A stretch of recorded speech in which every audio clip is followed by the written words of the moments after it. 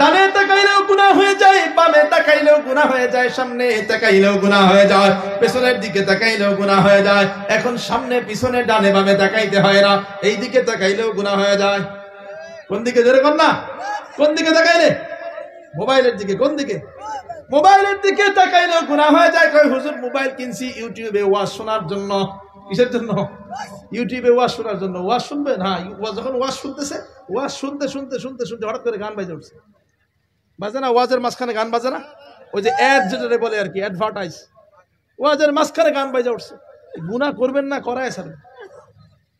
আবার যদি আপনি দেখতে থাকেন, ভিডিও দেখতেছেন, ভালো ভিডিও দেখতেছেন, হঠাৎ করে দেখবেন নারীর ছবি সামনে চলে আসছে।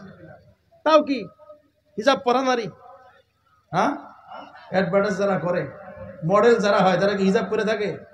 হ্যাঁ, অশ্লীল ছবি আপনার মোবাইলের সামনে চলে আসছে। বন্ধ করার কোনো পথ নাই। তার মানে গুনাহ করবেন না, করায় আসবে। কথা বুঝাইতে পারলাম? গুনাহ এখন করায় আসবে, সব সময় গুনাহ।